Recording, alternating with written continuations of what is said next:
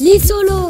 Parlez-nous de vous. Lisolo. Un invité de marque sur le grill. Lisolo. Un quart d'heure pour tout savoir sur son travail. Amis de l'émission Lisolo sur Radium Beauté, j'ai le plaisir de vous retrouver une fois encore, comme vous me direz, et je reçois un invité très remarquable. C'est un invité, c'est une personnalité que Radium Beauté connaît depuis ses débuts. Carole Donis, bonjour. Bonjour Jean-Jacques Ben.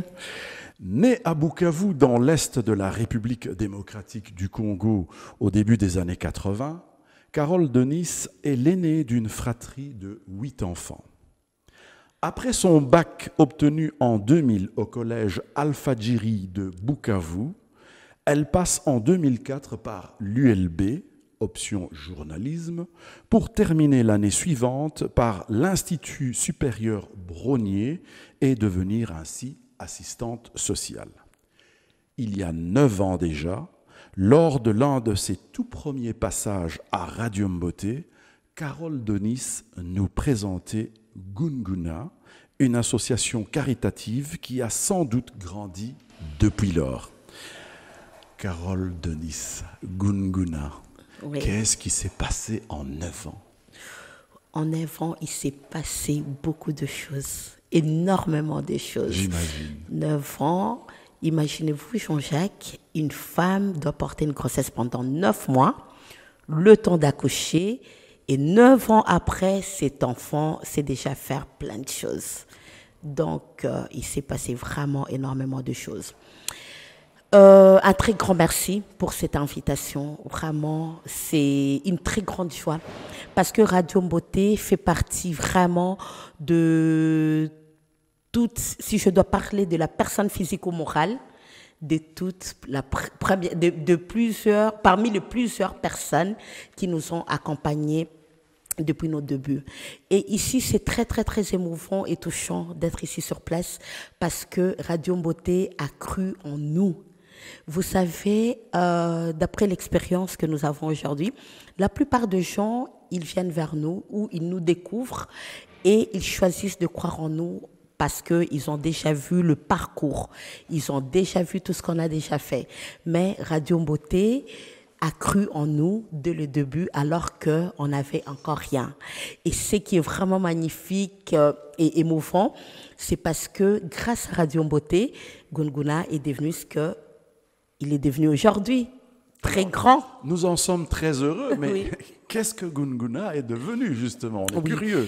Donc, il faut se dire que Gunguna, au tout début, s'occupait toujours des orphelins, comme vous le savez, mais seulement on travaillait en partenariat avec des structures qui existaient déjà, donc des orphelinats.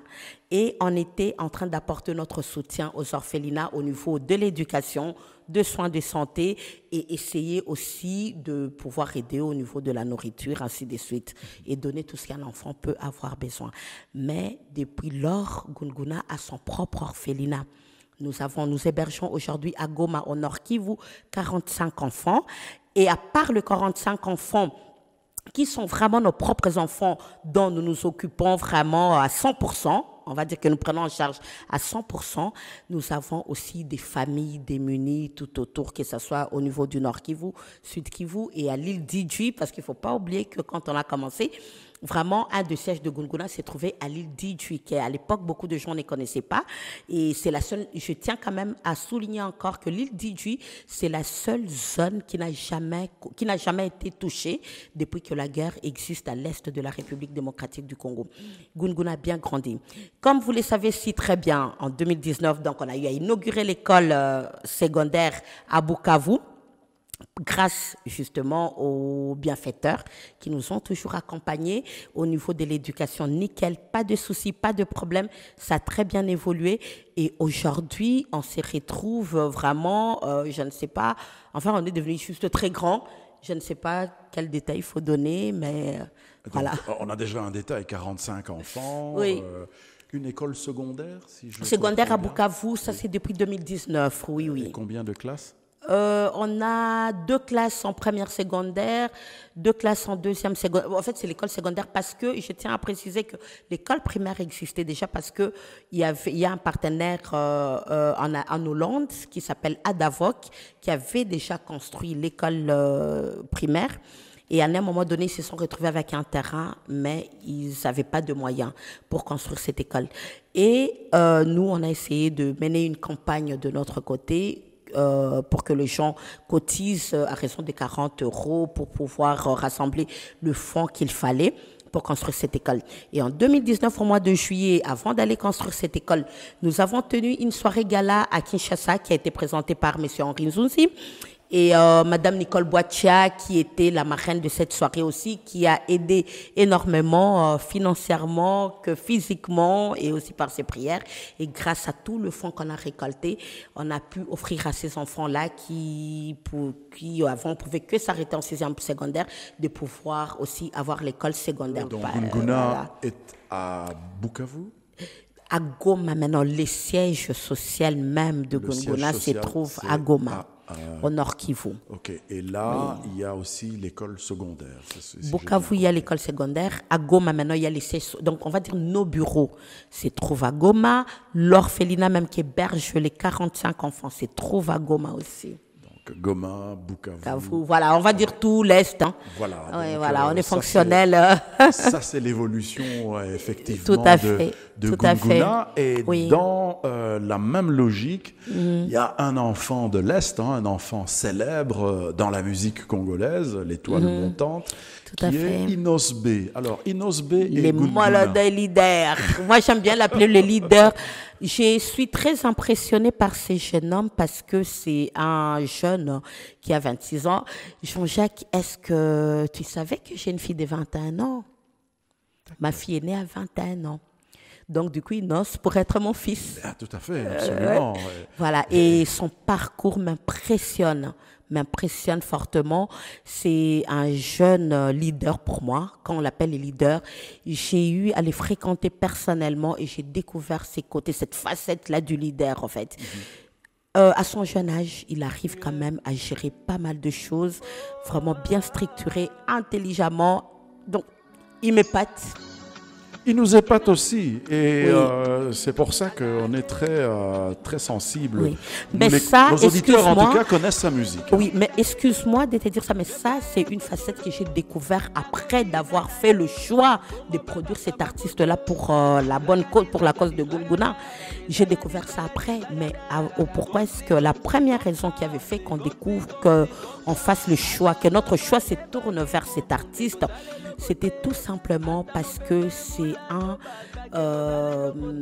de nos artistes. Le Congo est très riche en culture, au niveau culturel. On a des très bons musiciens. La rumba congolaise, La rumba congolaise. Et d'ailleurs, en passant, je dis bonjour au vieux Clay qui se bat vraiment Clay beaucoup Mahungu, pour la rumba. Radio Ici en Belgique, franchement, c'est grâce à lui qu'on peut encore suivre et continuer à valoriser notre rumba congolaise. C'était une parenthèse.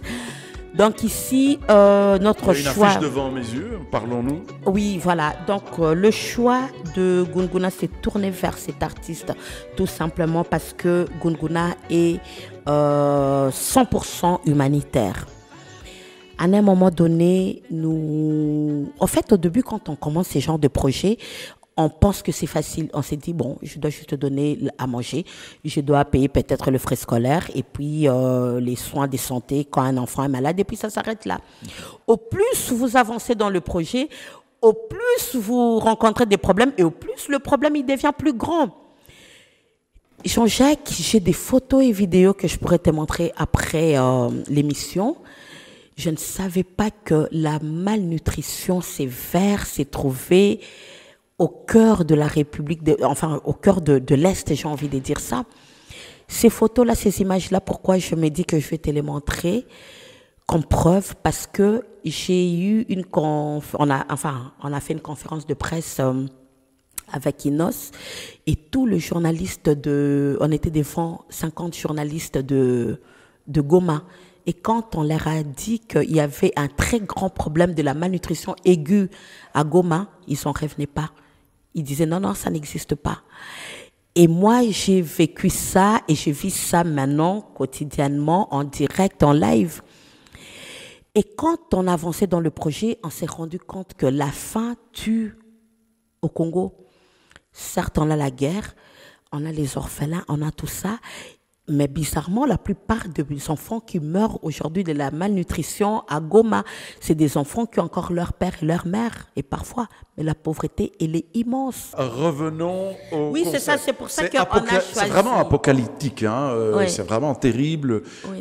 Normalement, les personnes devraient être sensibles à un enfant, Oui. un enfant qui est en détresse, un enfant qui se décompose de l'intérieur de cette manière. Ça devrait normalement choquer toute personne normalement Tout à constituée. fait.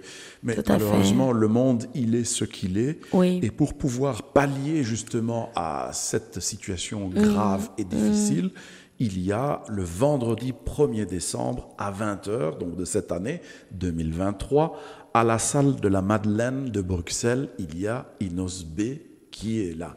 Carole. Oui, Inos B est un enfant de Goma qui a 26 ans, qui est né. Donc, quand il est né, la guerre existait déjà. Il a vu de ses propres yeux, il a grandi dans ça, il a grandi dans cette guerre.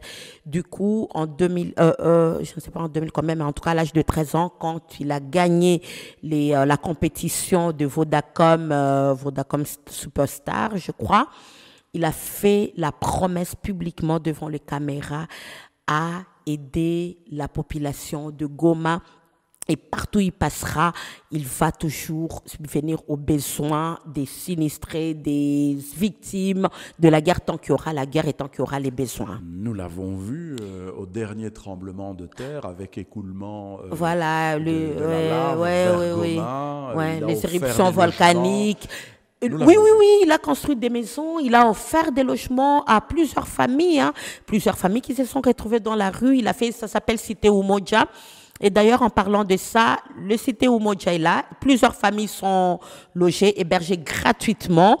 Et, il a mis en place donc sa fondation qui s'appelle Innocent Foundation et qui subvient, comment on dit ça, subvenir aux besoins, ouais, qui subvient aux besoins élémentaires de toutes ces familles-là, qui d'autres on pouvait prendre comme artiste à part lui, surtout pour la cause de Goma. Un enfant de Goma, d'origine de Goma, qui est né dans cette guerre, qui a grandi dans ça, qui a vécu ça, qui maîtrise qui a cette douleur et ces soucis-là, et il est très conscient.